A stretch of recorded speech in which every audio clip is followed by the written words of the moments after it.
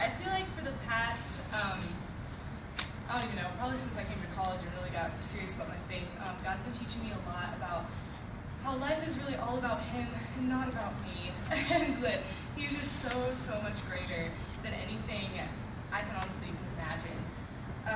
And over the weekend, that was kind of really shown to me through like the avenue of prayer and how my prayer life has been looking like, and how my attitude about prayer needs to change. Something one of the speakers said is that it's okay to ask God to make things easy, and I was like, what? Like, that's kind of weird, and I'd never really considered that before.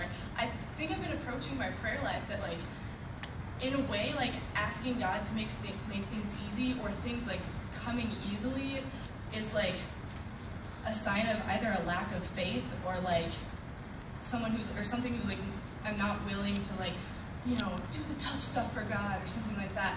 But actually, like, not coming to God with those kind of prayers, I think is prideful. And I'm stealing this from Lincoln a little bit because we've talked about it quite a bit after this weekend. But I think it honors God to like ask Him to make things easy, because that is acknowledging our weakness before Him and His power to do things that we can't do ourselves.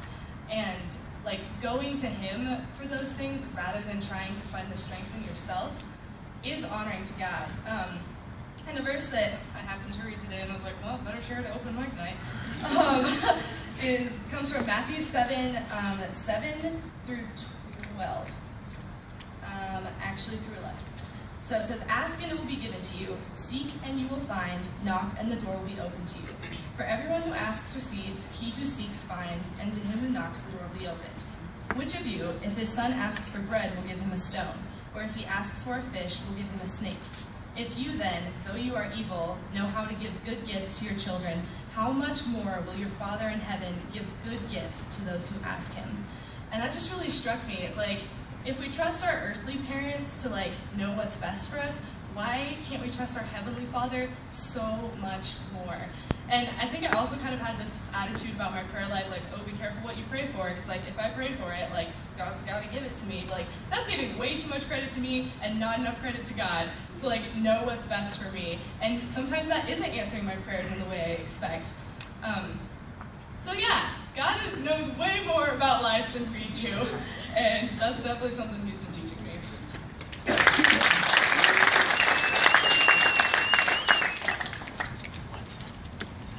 Cool, guys.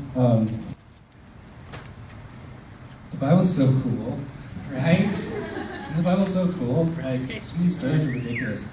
What if we actually believe them? That would be life transformational. Words are hard. But anyways, one thing that God's been really speaking to me lately is that the Bible's about Him. You know, it's not about us. Like, we so often read the story, and like we can definitely like take things from it, you know, and learn applicational things. But ultimately, it's about God and who God is.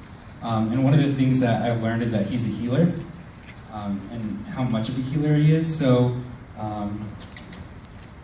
let's see here. My pages kind of flipped around.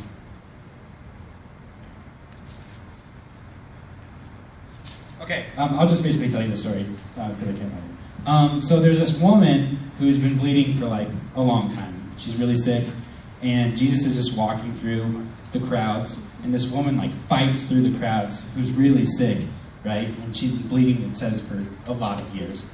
And she reaches out and she touches Jesus' cloak, and she's healed. And he turns around and he's like, who touched me? I think that's funny. Who touched me? And he sees her and he says, because of your faith, you've been forgiven. And then there's another story that we're going through in Mark, and I have this one. Okay, so it's Jesus heals a deaf man. So it says, then he returned from the region of Tyre and went through Sidon to the Sea of Galilee in the region of Decapolis. And they brought him a man who was deaf and had a speech impediment, and they begged him to lay hands on him. And taking him aside from the crowd privately, he put his fingers into his ears, and after spitting, touched his tongue, and looked up to heaven. He sighed and said to him, a Greek word, or big word, that is, be opened. And his ears were opened, his tongue was released, and he spoke plainly.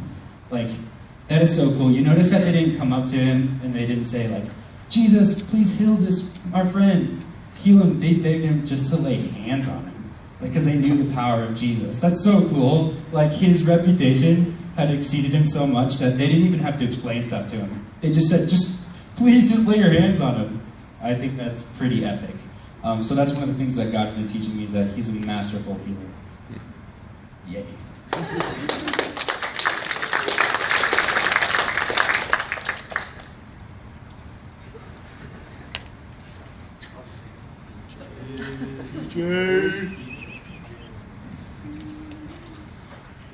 Okay, so during Journey, I took a workshop that was called Trusting in the Promises of God. And for the longest time, I looked for satisfaction and for contentment in the relationships on earth that I had, and my friendship and friends that I have. And one of the verses was, actually Michelle already read, but it's Corinthians 12, 9 through 10. But he said to me, my grace is sufficient for you, for my power is made perfect in weakness. Therefore I will boast in all the more gladly of my weakness, so that the power of Christ may rest upon me.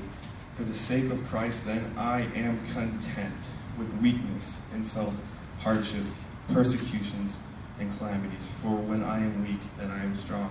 And so he's just been teaching me that I am enough for you. My grace is enough for you. Be content in me. Yeah.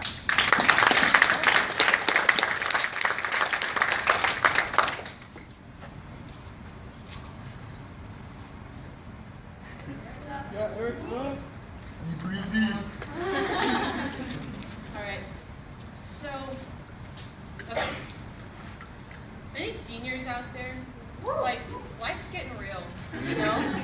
Like graduation and careers. So, I've got this really cool older sister, and she has had just like the epitome of a firstborn's life. Like, has done everything right, has all these accomplishments and achievements. And so, like, I have spent the majority of my life trying to catch up and trying to have my own achievements to talk about and trying to be as good as her. And, like, not saying that she's, like, not great, because she really is. And, like, I'd love to be half the woman that she is. But through, like, my quiet times and through just really searching who I am and what this next step in my life is going to look like, which is terrifying for you seniors that you know.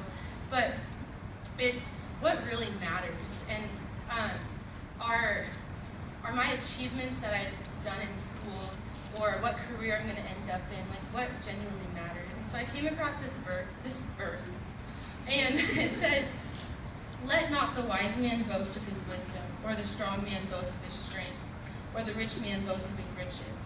But let him who boasts boast about this, that he understands and knows me, that I am the Lord, who exercises kindness, justice, and righteousness on earth, for in those I delight." And so, just taking that verse, I'm going to tell you, it's Jeremiah 10, 23, and 24.